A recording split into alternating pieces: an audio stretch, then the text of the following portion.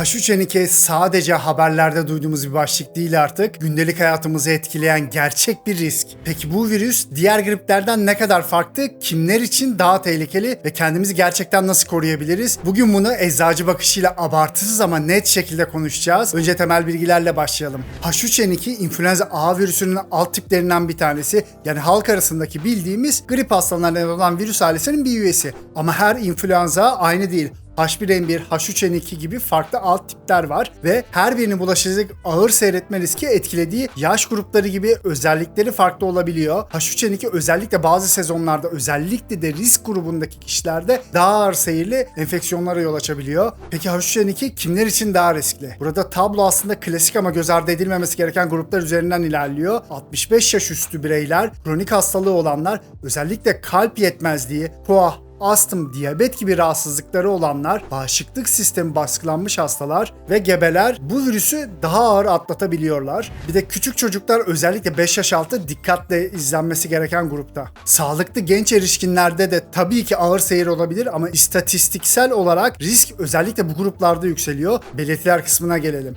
H3N2 enfeksiyonu belirtileri aslında klasik grip tablosuna çok benziyor. Aniden başlayan yüksek ateş, titreme, şiddetli kas ve eklem ağrıları, baş ağrısı, halsizlik, kuru ve rahatsız edici öksürük, boğaz ağrısı, bazen burun tıkanıklığı ve akıntısı. Çoğu kişi bu normal bir soğuk algınlığı mı yoksa grip mi diye ayırt etmekte zorlanıyor tabii ki. Gripte tablo genelde daha ani başlar. Kas eklem ağrıları, yatağa düşüren halsizlik çok daha belirgin oluyor. H3N2'de bu anlamda tipik influenza tablosu oluşturuyor. Özellikle nefes darlığı, göğüs ağrısı, uzaklarda morarlama, bilincin bulanması, uzun süren yüksek ateş gibi durumlarda mutlaka acil tıbbi değerlendirme gerekir. Tanı tarafında ise klinik şüpheyle birlikte özellikle risk grubundaki hastalarda hızlı antijen testleri ya da PCR testleriyle influenza ve alt tipleri saptanabiliyor. Her nezlede test yapılması gerekmeyebilir ama riskli grupta ağır seyreden tabloya sahip kişilerde veya kapalı alanlarda büyük salgınların yönetiminde tanısal testler önemli hale gelebiliyor. Buradaki karar genelde hekimin klinik değerlendirmesine göre veriliyor.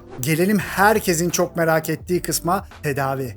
H3N2 bir virüs. Dolayısıyla antibiyotiklerin enfeksiyonu doğrudan tedavi edemeyeceğini bilmemiz gerekiyor. Antibiyotikler bakterilere karşı kullanılır. Viral enfeksiyonlar da ancak ikincil bakteriyel enfeksiyon geliştiyse gündeme gelir. Grip tedavisinde özellikle ilk 48 saat içerisinde başlanırsa etkili olabilen antiviral ilaçlar tabii ki mevcut. Ama bunlar herkes grip oldu diye gelişigüzel kullanılacak ilaçlar değil. Özellikle risk grubundakilerde ağır seyreden vakalarda veya hekim tarafından uygun görülen durumlarda kullanılması gerekir. Çünkü her ilacın yan etkisi, etkileşim ve gereksiz kullanım halinde doğuracağı sorunlar var.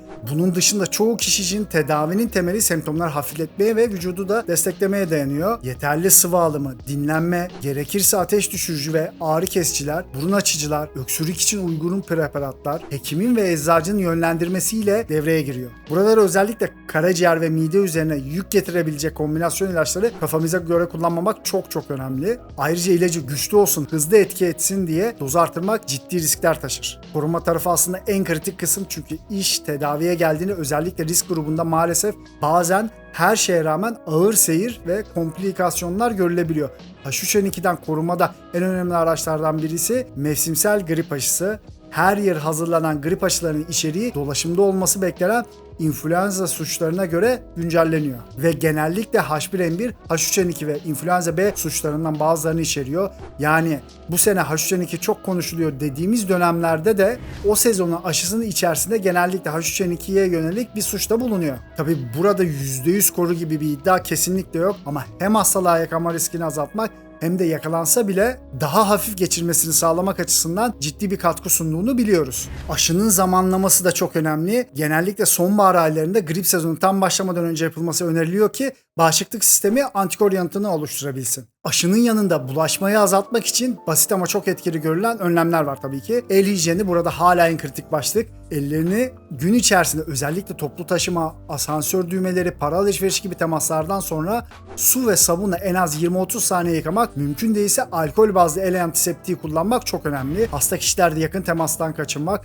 kapalı ve kalabalık ortamlarda uzun süre geçirmemek, havalandırmaya dikkat etmek, belirtileri olan kişilerin maske kullanması bulaşmayı da ciddi oranda azaltabiliyor. Ben grip oldum, ayakta geziyorum, işe de gidiyorum, hiç önemli değil dediğinde belki sen hafif atlatıyorsun ama risk grubundaki birine virüsü taşıma ihtimalini de arttırıyorsun. Bağışıklık sistemi tarafında ise mucize bir takviye, tek bir kapsülü H1N2'den komple korur diye bir şey ne yazık ki yok. Ama genel bağışıklık desteği açısından bilimsel anlamda en çok konuşulan maddeler arasında D vitamini, C vitamini ve çinko var. Burada da kan düzeyi düşükse D vitamini takviyesi, yetersiz beslenen bireylerde C vitamini ve çinko desteği gibi daha hedefli yaklaşımlar söz konusu. Yine de herkes şu tableti alsın, grip olmaz gibi iddialar hiç gerçekçi değil.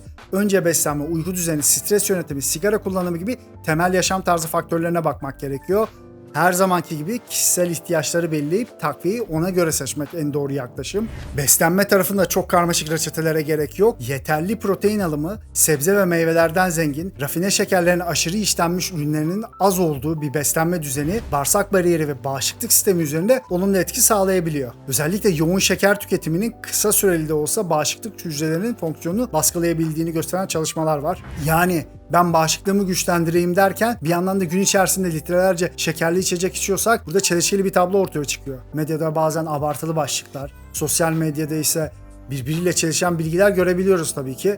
Senin burada yapabileceğin en mantıklı şey kendi risk profilini bilmek, mümkünse hekiminle bunu değerlendirmek, semptomlar başladığında nasılsa geçer diye haftalarca sürünmek yerine gerektiğinde tıbbi destek almak. İzlediğin için teşekkür ederim. Bir sonraki videoda görüşmek üzere. Herkese sağlıklı günler diliyorum.